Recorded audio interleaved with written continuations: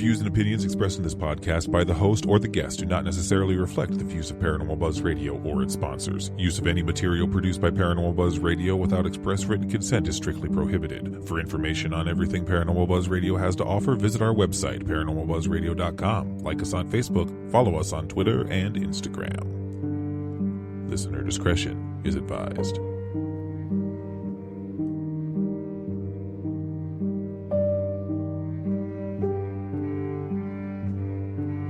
Hi, I'm Caitlin Russell. Welcome to the Healing Light Podcast. I am a psychic intuitive who's been reading tarot cards for over 25 years. I'm also Reiki certified. Join me as I read cards, share intuitive messages, promote healing, and much, much more.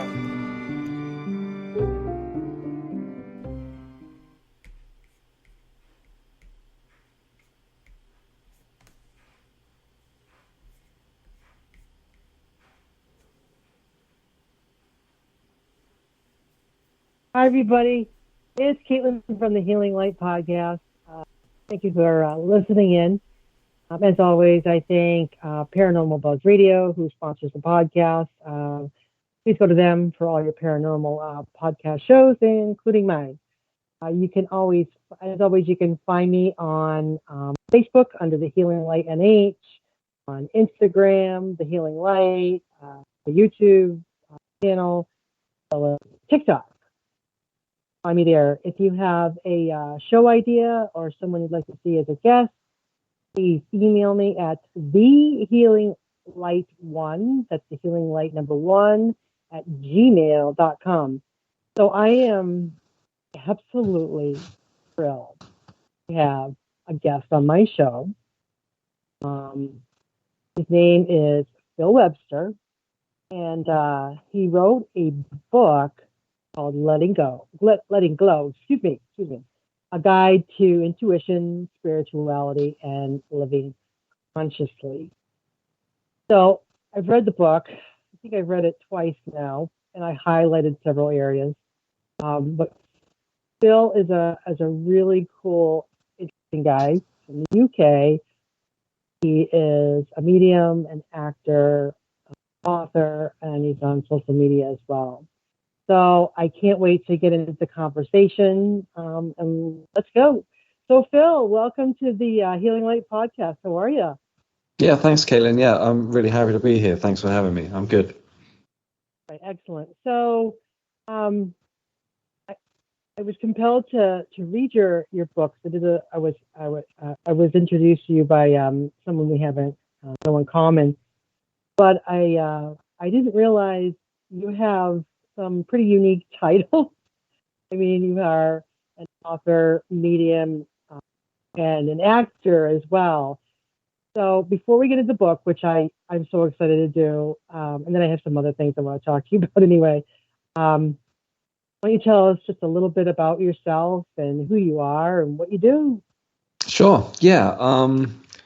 I don't know. So all those things, well, the mediumship came through, I guess what we're going to get into. The acting, I use the word loosely, although I did just get a job on Sunday. I'm going to fly to Iraq to shoot a TV show, which is just completely out of the blue, for 5 weeks. That's somewhere I never thought that I would ever go to, and it's just come like so quickly and out of the blue, and I've got to go there and have a shave, cut my hair. It's like some World War I drama, stuff like that. So yeah, it's kind of these things just with the acting stuff. It just comes. You're like sitting around in your underwear doing nothing, and then the next day you're flying to Iraq apparently. But I got into that after moving back to the UK in 2017. Previous to that, I'd lived abroad for a long time. I ended up in Helsinki in Finland.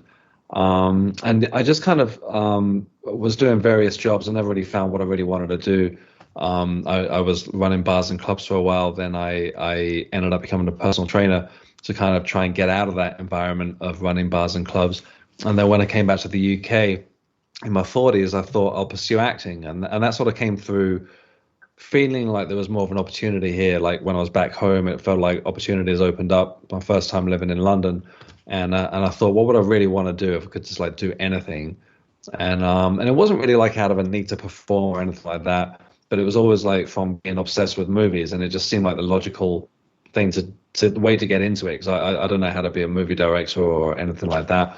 So I was kind of paying the bills with that for a few years, and then COVID happened, and then yeah, towards the end of the pandemic, I lost my mum, which just sent me on a completely different direction. And the book essentially came from that experience. Oh man, what a biography. Yeah, I was reading about that, and yeah, I love how you talk about your mom and her loss and how you reflect on that and how it impacted your life. Um, Amazing. So I think it's really cool stuff getting into all of that. So I have to laugh because I have the book and I was trying to remember to bookmark certain passages or things that stuck out at me, and then I realized that I have almost the whole book All bookmarked with right. my little yellow sticky notes. All right. Okay, so how do I narrow this down? So the first thing that struck me in was beginning um, is the early signs, and you talk about you learning about astral projection Hmm. and lucid dreams, and well as breaking out the Ouija board. I laughed at because I think I did that as a kid too. I mean, to me, Yeah. me and my friend Karen, when we were kids, best friends, broke out the Ouija board and talked to spirits and all that. Um, so you had your first, I think, astral projection. To me just blows my mind. My fiance can do it. I Hmm. don't. I've never have. So that absolutely just blows my mind. That was your experience when you were a young age. So when that happens to you, um, did it feel like, oh my God, this is what is this? This is happening. I've got to tell someone about it. And then you talk about telling people about it, and they're like, yeah, that's nice, and basically don't believe you. So Yeah. how did that kind of shape you? What do you think about at a young age you have that happen to you, and it's got to be, well, you tell me, how was it? Yeah, that one is such a because it was such a it was a well I say a one-off experience, but why do you talk about that? It was kind of reminding me that I think I'd got some, and it's weird. I was about, and I don't know if people think like this. I was going to say I don't know if everyone's had this experience, but I'd already kind of got these memories from and this, and I think I wrote about it in the book, and I've completely forgot to talk about this in other podcasts and stuff. But I got this kind of this vague memory of being like really young and like bouncing down the stairs, right? And Mm, just I don't know if it was like a dream memory or if it was an actual memory of perhaps an astral projection experience, because I remember having these memories as a kid, from being even younger as a kid of like bouncing down the stairs, like really mm, like floating down. And that seems sort of kind of natural. And anyway, somewhere in my teens, yeah, I'd come across this book on astral projection, and I thought, well, that sounds kind of cool. I wasn't thinking about it too deeply. I was just thinking, oh, so you can get your ghost body to fly off, and I thought, well, let's try it, and I did, and I just kind of lay down in bed, and I just concentrated really hard on getting up, without actually getting up, and all of a sudden, there's something shifted, and I had this experience, and I remember like rising above the bed, or this feeling as though I were floating above the bed while laying on it with my eyes closed, but I could suddenly see what was going on. And the thing that I wasn't counting on was I also had a perspective from the side of the room, which hadn't been wrote in the book or I hadn't heard anywhere else. And that kind of freaked me out, because I was like, okay, yeah, I was sort of prepared for the let's float out of a body thing. But then I could suddenly see it from the side of the room. I could see myself laying on the bed. I could see myself above the bed. And that was just like too much to comprehend, at that age. It still would be now, to be honest. And it just kind of, I just snapped myself out of it. I was like, all right, well, what's that? I don't know. And then I kind of dismissed the experience for a couple of years, until one day I turned on a TV show, and a guy called in. They had like a psychic on this TV show one morning, and he described that exact experience. And from the point of view that he said he could see himself from the side of the room. And I'd never heard it described like that anywhere other than what the experience was that I had. And that kind of validated it for me. I was like, okay, well, I guess that did really happen, because I feel like when we have these experiences, especially when they're just fleeting or one-off, then we kind of it's easy to dismiss them, because they kind of don't sit in the memory the same way that everyday stuff does, until you start practicing it, perhaps. And then, like you say, your fiance, if he's doing that often, then maybe you can accept that it's a thing. But just as a one-time experience, I kind of doubted it until I heard somebody else describe exactly the same thing. Yeah, but I didn't really know what to do with it. I told people about it at school, and they were like, "Okay, yeah, cool." Yeah, I don't know, as a kid, for me, when I would, I felt like I talked to two boys in spirit, and to me, they were my boys. So as a kid, I was just like, this is normal. But then you think, if you tell someone that they're, no, we don't talk about that. They just dismiss it as being young and having a fantasy. So Yeah. and that just sounds to me like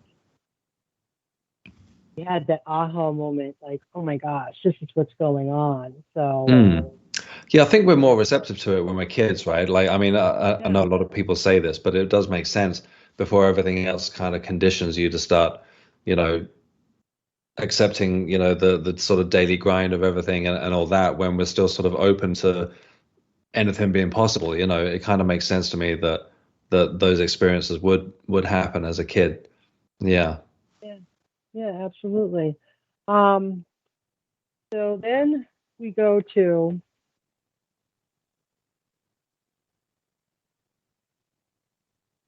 do some really cool meditation exercises throughout the book, and I just want to let everyone know that thank you. I'm not a person who in the past has meditated, but I've Yeah. been recently doing that practice. So what I love is just the fact that you make it kind of, you break it down so it's simple. I think people think that meditation has to be this hour or 2 hour long process where you shut your mind off completely and you just, it's hard to do. And that's kind of the impression I have of it. But you make it so that they're very simple. You say, this is your level, you're a beginner. Yeah. So, I just, I think so. I actually did one today, so it's pretty cool. Oh, cool. I didn't really. You did one more than I did today, then. I've been meaning to do it all day, and I just didn't. But yeah. Yeah, I did. Yeah, we'll get to the one that I did too. So then we go to one of my favorite topics too, which is chapter 3, which is manifestation.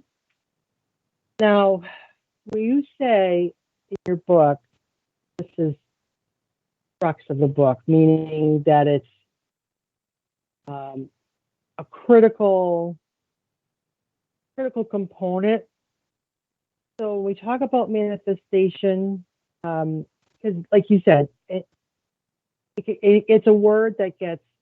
I've been guilty of it too. I've used that word manifestation in the healing light. I have. I use it because that's the best thing I can think of what to call it. Yeah. But I have had visions that I've had that have happened to me. So, but for you, when we talk about manifestation, what makes that one of the critical components of your experience, really? I mean, I'm still, I write about this stuff, but I'm still very guilty of just getting caught up in my thoughts and just sort of drifting along and then starting to worry about the bills being paid and all that stuff. And before you know it, you're kind of just swept up in all that, and everything seems to be sort of spiraling out of control, perhaps, depending, we have these life situations come up. And I think sort of this whole thing's kind of come together through learning about mediumship, learning about meditation, and then just being able to step back from the thoughts, and not getting caught up in that whole parade of drama that we're just constantly bombarded with thoughts, right? And I just definitely noticed a correlation being able to step back from that and sort of observe yourself as this conscious observer that's watching the thoughts, that doesn't have to get caught up in the thoughts, because, essentially we react to the thoughts, right? And so if we're reacting to something, then obviously we're not those thoughts. And then just relating that to manifestation, I think that when you can sort of separate that and then just be like, okay, I don't need to sort of get it worrying about this or worrying about that. And I feel like when you get into that zone, then it sort of becomes apparent that things do start to flow a lot easier. And I've always struggled with the whole, let's make a mood board and, put a picture of a Lamborghini on there and that's going to show up in the driveway the next day. I don't think it works like that. But I think that what I wrote in the book also is that essentially everything is manifested from our thought, right? Like every single thing that we do essentially comes from something that we've thought, right? Like I'm thinking about this conversation now, even though I'm doing it relatively quickly. But another example that I'll put in the book is, if you were to make a chair, first you would sort of see that chair in your mind's eye, and then you would physically put those things into motion and build the chair, right? As an example. And everything essentially works like that. We first think about it and then we sort of build it in whatever way it is, even if that's a conversation or that's an idea, or even if it's an abstract idea, like let's go on holiday later this year. It's all essentially a thought, right? So if everything works like that, then why not be able to sort of tap into that and utilize it to make things work in our favor? I mean, things do work in our favor. We make things work all day long. It is a bit of an abstract one, and I'm not smart enough to sort of I write better than I talk, I think.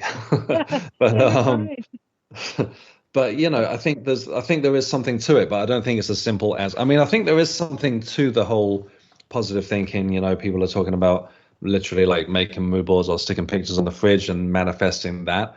I guess there is something to that, but I think that that it's more to do with like consistency and taking the actions towards those goals as well, not just thinking, all right, I want to marry Angelina Jolie or so, or I don't know, something just random, and hoping it and manifesting it into creation. I think then you've got to actually take those steps as well. No, you're absolutely right, because I know for me, and when I talk about manifesting, I really feel that it was attuned to Reiki, and you talk about this in the book with the chakras. Yeah. I have a I call it my Reiki box. It's a box that was passed down in my fiance's family. Yeah. So for me, when I'm manifesting, nobody can see me do my air quotes here.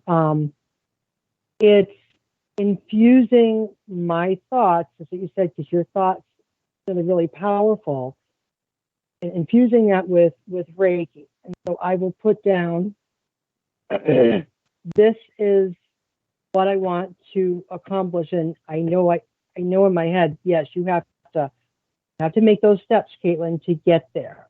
But I write down what I want to happen. I do Reiki for manifestation for other people as well, and I send it out into the world, which isn't really quite effective but I try. But anyway, so I write it in my Reiki box. I write it down on a piece of paper, use it with Reiki, manifest it, put it in my Reiki box. And I've had so many that I put my thoughts to it, and I have the steps to make it happen. And I've had a lot of things come through. Some things haven't, but that's okay. But yeah, I really feel that if you, I know what you're saying.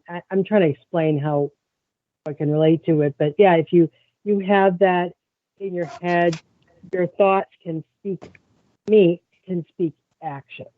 So it's up to you. If you want to manifest bad day, this is going to happen. Then you're going to manifest a bad day, and you're going to manifest a good day. Then I do that every day. So I do my Reiki, and this is what I want to have happen today, and I get a lot accomplished that way. So, forgive me, I got a cat that's just been fed that's trying to swindle me out of more food. So if you could hear that in the background, that was her trying her luck. Oh, that's so cute. Hey, I have dogs here, and before you came, they were barking, and I was telling Allison, I said, I need these dogs to please be quiet because I Yeah, really want to give, she's you know, like, I want I don't know if to. this mic picks her up, but yeah, she was making a big song and dance there. But, That's okay. That's fine. I love cats. I love my dogs, but I'm a cat person. Absolutely. I don't mind saying that. Anyway, yeah. um, so we already talked about meditation, uh, about your exercises you put in the book. Um, so the one in chapter 4, the mountain and the mirror. Just want to make sure I got that right. Yeah, that's the one. The mountain and the mirror. So that's that's the one I tried. Um, but I would do it again. Um, can I just read a little bit from it? Is that Yeah, okay? sure. Yeah, Do you please mind? do. Yeah. All right, I'll just try to make this not too long. Um, so he says, no, I would like you to find a quiet place to sit for 5 or 10 minutes. Do this. Silence any digital distractions. Take this moment for yourself. Once again, record this and play it back if it's convenient. You sit comfortably and close your eyes. Picture in your mind's eye a mountain at the dawn of time. There are valleys and trees, and some neighboring mountains have snow-covered peaks. The universe sent down a little ball of light, glowing orb, in through the top of the mountain, with a direct link back to home, with a mission to simply observe what happens there so the light and the universe can learn. In time, a small village grows nestled among the beautiful landscape of mountains. Now, I want you to imagine you are the light inside the mountain, overlooking a village below.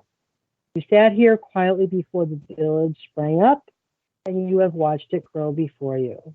Your mountain is solid, strong, movable, and powerful.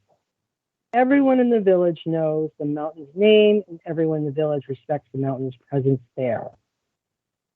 They see the mountain as wise and humble, the protector of their homes.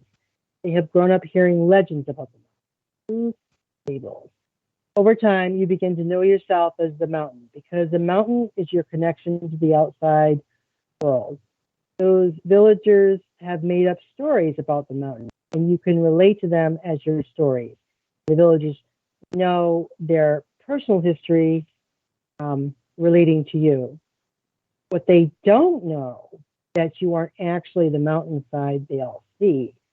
You are still the little light quietly sitting inside, undisturbed, unshakable, and all-knowing. Your inner core, your true self, simply sits, reflects on what happens outside your walls. You hear the commotion, you hear the laughter, you hear the children play, and you also hear all the stories about you. You find these stories entertaining and nothing more. You are not offended or affected. You feel no malice towards those who speak of you because why would you? They don't know your truth. Some of the stories are flattering, some are not. Either way, it makes no difference to you because you know who you really are at your core. You are the light observing and reflecting like a mirror. And you go on a little bit about how else to run the scenario in your mind. Um, I'll let people read that part because I don't want to give everything away. But so you say also take your time with this meditation. Feel yourself sitting strong and powerful. Begin to take note of your inner observer, one who listens to the meditation itself. The light inside that observes and reflects, flowing, not judging, just watching. When you feel the time is right, bring yourself back to your present space by wiggling your fingers and toes. Take a few deep breaths and open your eyes. So I really love that because I do a lot of my guided meditations on Mm. YouTube, and they all are starting to kind of sound the same. Close your eyes, take a deep breath. Right, um, right. and I've been doing these 5 minute meditations. Yeah. But for you, you talk about like being the light and being this, I think, a really all powerful human being whose presence is felt within this little village. So Mm, mm. that's how I see it. Yeah, no, thank you. That's an interesting observation about it. For me, that one, I kind of paraphrase, like later on in the book, I talk about this experience that I had, which I believe was a spiritual awakening, which was I also believe misdiagnosed as psychosis. And I had this real sort of hard time with it, where I thought I was kind of losing my mind, and I found a guy, a therapist, who was kind of recognized what I was going through, and he didn't like other doctors had just tried to sort of give me meds and be like, okay, yeah, go deal with this, take sleeping pills, stuff like that, and nothing touched it. And I was getting kind of desperate with this experience that I was having, and that was essentially I adapted that meditation from something that the therapist gave to me, which was like a very grounding meditation to just kind of reconnect with myself and with the world, and my story, so in terms of the mountain with the village around it, and things taking place and going on, like kind of everybody knows your story, and that really helped ground me and sort of bring me back to where I wanted to be. So that was kind of an adaptation from that. Yeah. And yeah, like you say, the sort of inner light is again sort of just like the way that I was writing it was as, consciousness again, that sort of quiet voice that we all have at the back of our mind that sort of cuts through all the crap, in moments of crisis, or your intuition that really sort of, knows what's best before that everything comes in and starts overthinking everything. So yeah, I was really just sort of trying to go with that to connect us with our intuition, and then also to physically, you know, ground you in place as well. Yeah, that's where it came from. But yeah, that was interesting to hear your thoughts on it. Yeah, it's yeah, that's the way I see it. Yeah. I really like your visualization because um you think you are this insignificant little human being. In this Mm, meditation, you become like this really all powerful beam of mm. light. So it's yeah, I really like that one. So I'm gonna go back and do that one again. No, thank you. Yeah, it's a shame. I'd love to. I need to record them because it's not that convenient, obviously, to be able to read them or try and memorize them. But I've wrote in the book that if you get the chance to sort of record it in your own voice and then play it back to yourself, then as a guided meditation.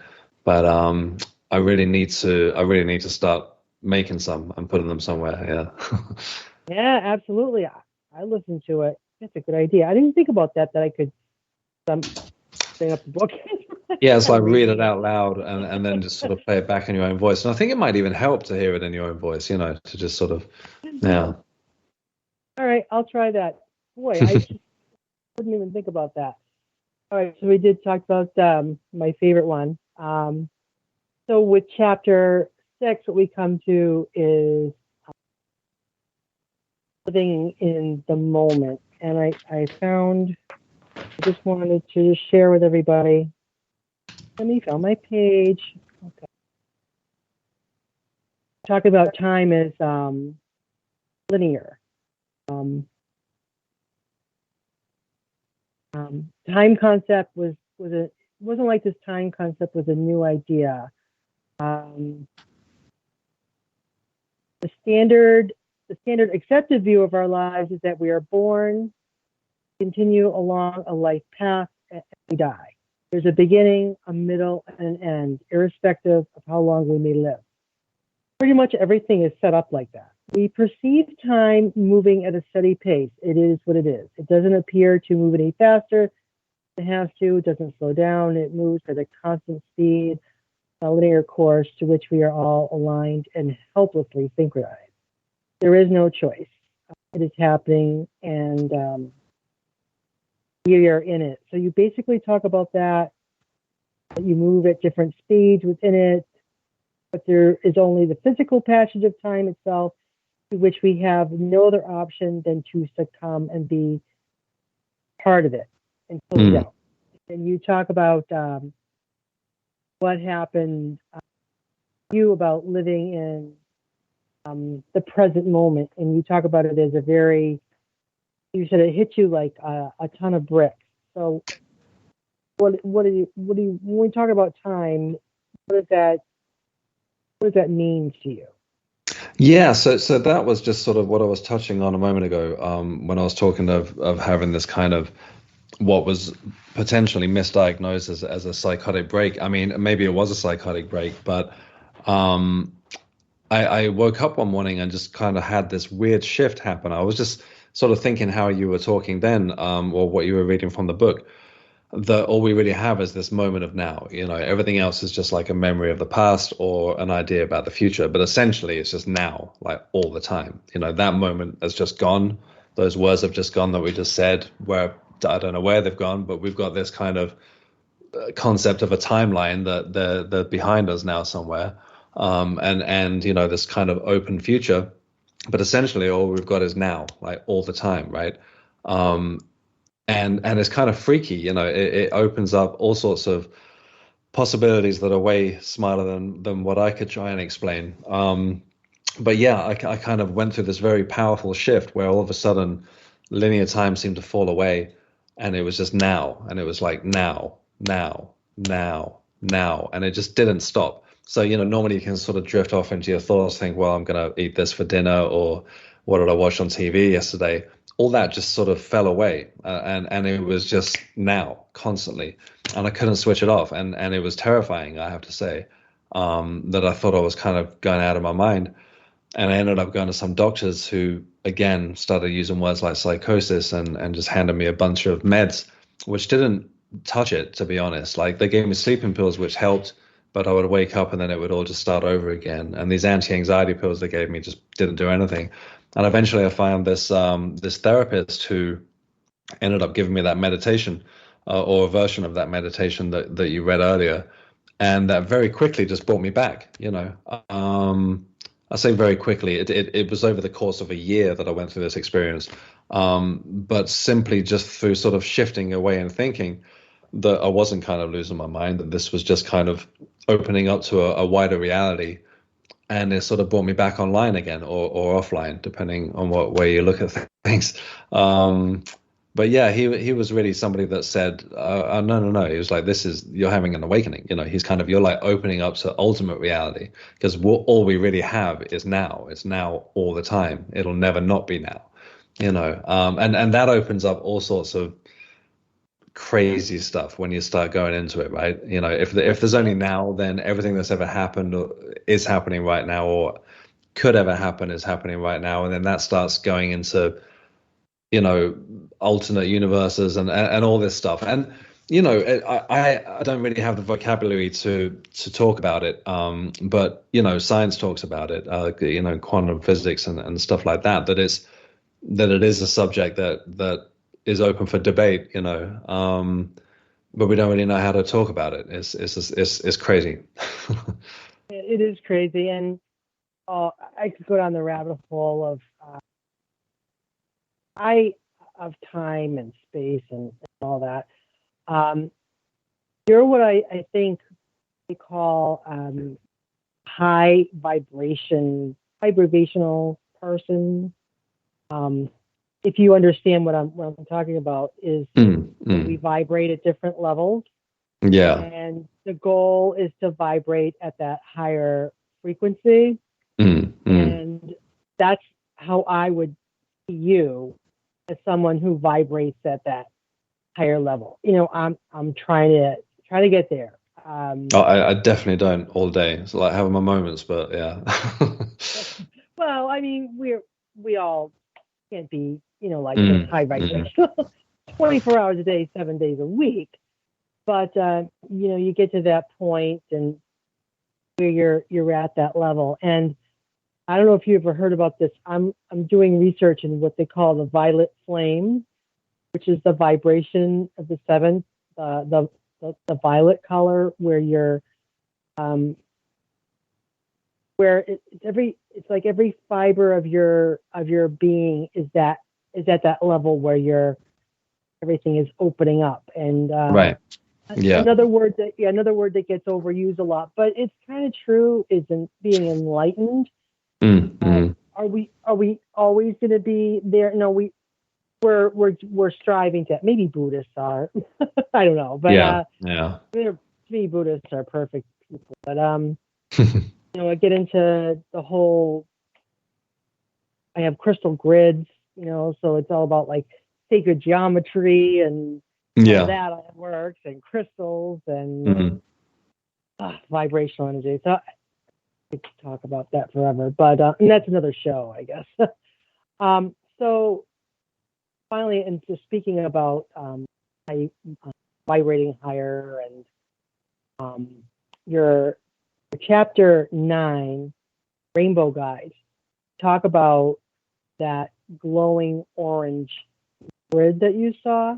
So that you just said like appeared to you. So why don't you just tell people a little bit about that? Yeah. So again, these things. So just to sort of go a little bit around that. It was seen that something would come up every few years, and in the years between, I would just be going to work, getting on with life, dealing with relationships, all that stuff, not really thinking about these sort of higher things. Something that happened around my mum passing was really the catalyst that kind of made me look back over all these events and think, okay, maybe there's something to this, because it would seem that every few years something would be tapping me on the shoulder. Including the experience that I talked about earlier, and then going back to the astral projection and all that stuff. And then again, just somewhere a few years ago, just before my mum passed, so I guess I was already in my 40s at this point. Again, I woke up one morning. These things always seem to come like in the morning. And I think there's something to that as well. When we're in that kind of like half dream, half awake state, which is also the state that we go into when we go into deep meditation, and I think they call it I'm completely blanking on it now, actually. But anyway, the brain waves are the states that the brain goes into when you're kind of either falling asleep or coming out of sleep. I've completely blanked on the name. But anyway, I was kind of the theta state. So I was in that state, kind of waking up, and it felt like something. And at the time, I didn't know anything about spirit guides. I didn't know anything about chakras. I just hadn't looked into any of this stuff. It wasn't really an interest. And I just woke up one morning, like out of the blue, and the best way I could describe it at the time, and it was the only way I could describe it, I just didn't have words for it. It was as though a rainbow stream of consciousness was going straight into the top of my head, and something smarter than me was asking, like, "Oh, do you still want this?" And it was as though I were being downloaded with information, right? And I was like, I just kind of panicked. I was like, what the hell's going on, And I was just like, no, whatever this is, just make it stop. And kind of just snapped myself awake, although I was already awake and sort of conscious of the room. And as I did, when I opened my eyes, there was like a glowing grid, just like between me and the ceiling. And I was, I was kind of fully aware of my surroundings at this point. And I just thought, well, that's kind of odd. And just watched it. And it was there, it was like transparent, like a hologram between myself and the ceiling. And I just watched it, and then it slowly dispersed. And I was like, okay, well, what was all that, And I told a couple of friends about it. Or I told my fiance about it. She was away at the time, and she was like, okay, what you were dreaming, And then my friend was saying, well, did you sleep on your arm funny, and were you kind of like seeing? But I was like, it wasn't anything like that. It was like between me and the ceiling, And at the same time, I felt like I was being downloaded with some sort of information, which I didn't know anything about this stuff. Funnily enough, though, it's like it seems to be really common. I read another book by a lady who actually, funnily enough, lives in the same town as me here, who described exactly the same experience, that she took a nap, and when she woke up from this nap, she felt like her entire book was given to her by her guides. And I believe that's what was going on, something along those lines. but I just kind of went into a panic, and I didn't know what any of that meant. But then again, you mentioned earlier about sacred geometry and all these kind of things, and the chakras, and the crown chakra, which is where we allegedly connect with our guides. Again, I didn't have a clue about that stuff, but when I spoke to somebody later on that did, a medium that I met called Claire Broad, she was like, "Oh yeah, no, that makes perfect sense. Yeah," she's like, "That's your guides were trying to, it sounds like they're really trying to get in touch with you." And and this was years previously, a few years before my mum passed. So again, I had that experience, and I thought, all right, I don't know what to do with that, and I just forgot about it and moved forward. And then as it's come up now, since going down this path of looking into mediumship, looking back on these things, it just seemed like this was almost destiny, to not make it sound too grandiose. Yeah. No, I absolutely totally get it. I won't make this too long because it's not about me, it's about you. But when my grandmother passed, I was very close to her. I remember having a dream about her. And in my dream, this many years ago, I could see her, and she had her hair and her glasses and all that. Yeah. But many years later, moving here, she, and I realize now this is not a dream.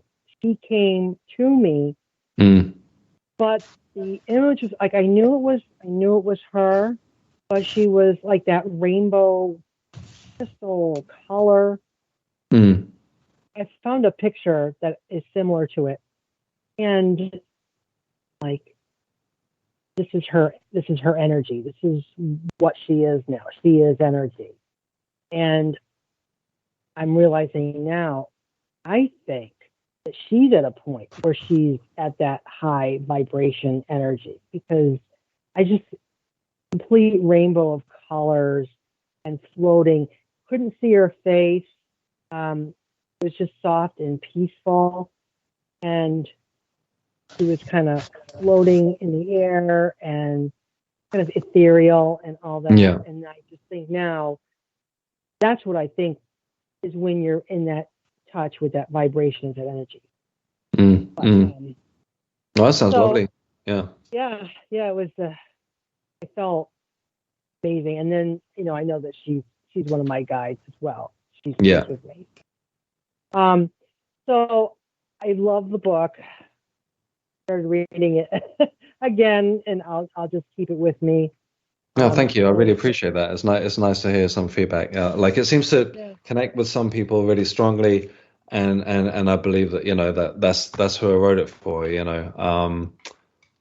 Other people, I think they're not quite sure what to do with it because there's quite a lot of things going on in there. So I was so quick for me. It was it's easy read. You're a great writer anyway, but very easy. And just you incorporate and your mom. And I'm sorry we didn't get to talk more about your mom.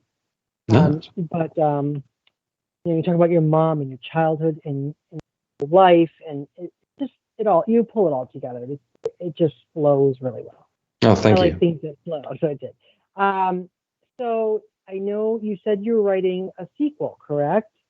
Yeah, I wrote it like straight away. I finished the first book, and I felt like the first book was essentially sort of my documenting my journey towards mediumship. And by the time I got to that and the end of the book, I felt like I'd learned so much more. I was like, okay, this feels like beginner. I mean, it was beginner level. That was kind of my journey about learning about it, and hopefully the reader could sort of take that journey as well. But by the end of it, I felt like I'd sort of progressed so far that I had a whole other book. And the next book is kind of less about me and more about the, sort of bigger picture. And it sort of goes more into the esoteric, talks about the history of witchcraft, all sorts of, kind of goes quite out there. And the whole time concept thing as well, it goes well into that. And then, of course, mediumship. Cool. I can't wait to read it. So I know you'll let me. I haven't. Yeah, no, it's out. It's out next February. Yeah. Excellent. So if people want to find you, how do they do that? Yeah, sure. So the book's available everywhere. Like, I mean, if it's not physically in the store, then you can get it online. It's on Amazon, which is like the sort of go-to place, I guess. And then yeah, me, I've got a website called philwebster.com. That's Phill with two L's. I've been sort of putting some things up there, like I've made a course which is hopefully sort of bridging the gap between books 1 and 2. And then I was also hoping to at some point have like an online circle every couple of weeks where people can join in and we can sort of practice, meditate, and hopefully sort of develop as modern mystics, if I could say that term. And then yeah, I'm on Instagram, and I've just started venturing into TikTok, which is a new thing for me. Yeah.